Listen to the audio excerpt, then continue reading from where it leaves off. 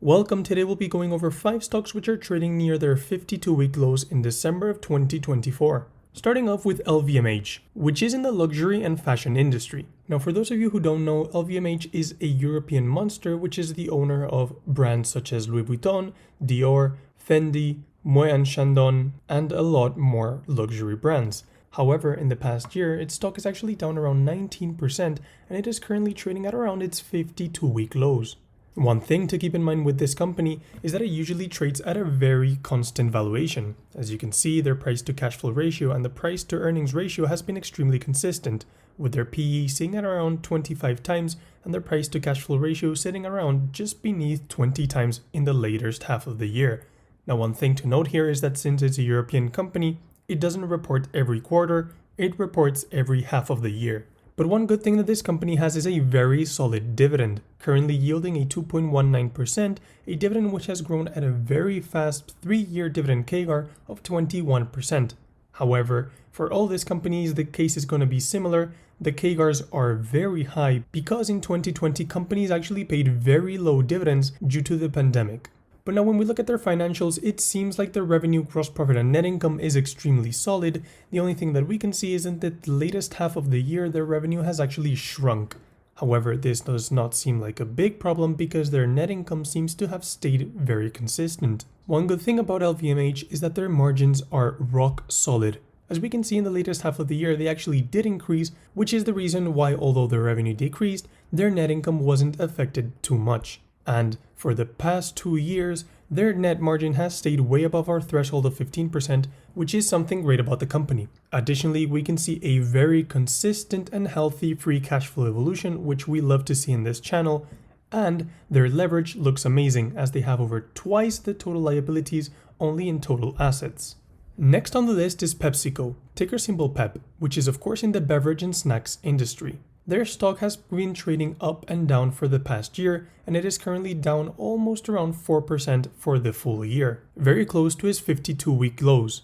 Now, although this company does not have very high growth rates, it does trade at a higher multiple. But if we compare their current PE ratio with the previous quarters, we could say that currently they're trading a bit more expensive than historically, in both price to cash flow ratio and price to earnings. Now, when we look at their dividend, they are yielding a very nice 3.21% dividend yield, which has been growing at an 8% CAGR for the past 3 years. And this company is widely known for maintaining a very solid dividend, extremely healthy, which has been growing for the longest time ever. And when we look at their financials, we can see that they have been growing in the past 3 quarters. However, this is still a drop from the last quarter of 2023. The one thing to consider here is that I believe that PepsiCo's best quarter tends to be the last one of the year. So they start the year very low in quarter 1 2024 and they make up for it in the closing quarters of the year. Another tick that this company has is very solid margins. Their net margin has been above our threshold of 15% for the past 3 quarters. Now when we look at their free cash flow evolution, this company has been a bit all over the place, but if they're able to keep their quarter 3 2024 free cash flow generation for the following quarters,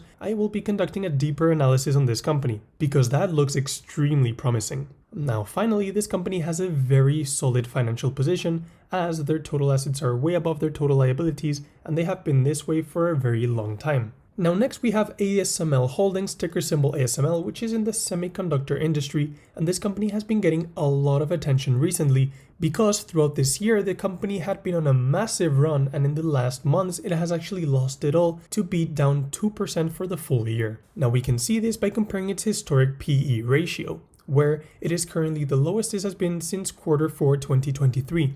And same happens with its price to cash flow ratio. Of course, we do have to consider that it is still trading at a high multiple, with its PE being above 40 times. But this is because this is a very white moat company that is growing quickly. They have a 0.83% dividend yield with a 3-year dividend CAGR of 25% due to again the CAGR being calculated from the recovery year 2020 from the pandemic. And as I have said, this company is growing their financials at a very fast pace, with the most wonderful thing being margin expansion of their net income. They already have extremely wide margins with a 28% net margin, however now it seems like they're even increasing it further, which is wonderful. The one thing that I don't like about this company, however, is that they barely generate any free cash flow, and for a company the size of ASML, I would expect them to do better. I think that this is the only red flag that I have for ASML, but this is because my personal preference, I like companies which are already generating wide cash flows and they're able to return this to shareholders in the form of share buyback programs or dividends. However, they do have a very solid financial position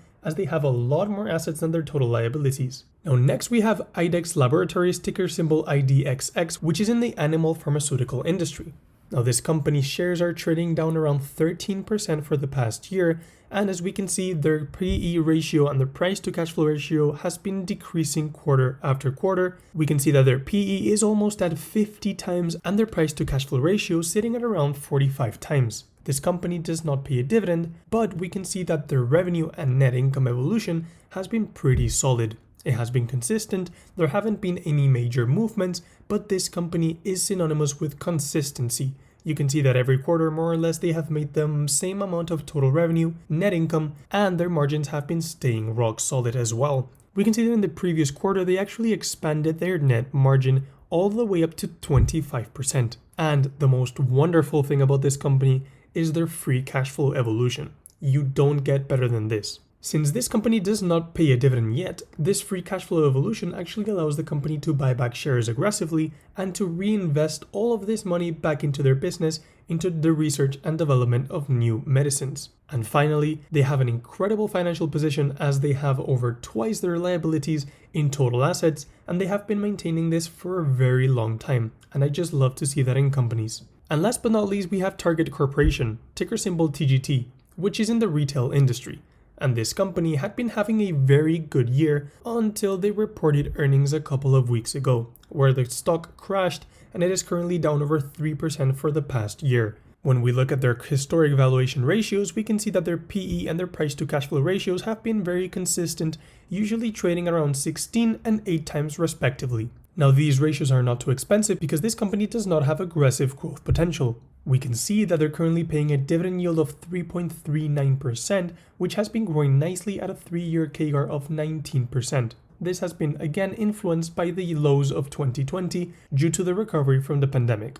Now when we see their revenue and income evolution, we can see the typical ratios from a retail company, where their net margin is extremely low, but their revenue is extremely high. While we can see that the revenues have decreased from the latest quarter of 2023, and at least their gross margin has been very consistent. Now I don't like to invest in the retail industry unless it is Costco or Walmart, but this is because of their net margins. We can see that their free cash flow evolution is not great. It has been decreasing every single quarter since the latest quarter of 2023, and I just prefer companies which are more consistent with their free cash flow generation. However, they do have a very solid financial position as their total assets are way above their total liabilities and have been there for a very long time. And now before we move on, please remember that I'm not a financial advisor and this is not financial advice, so please do your own due diligence. And having said that, thank you for watching. As always, this has been the Cashflow Compounder. Join the free Patreon for extra content and I'll see you in the next video.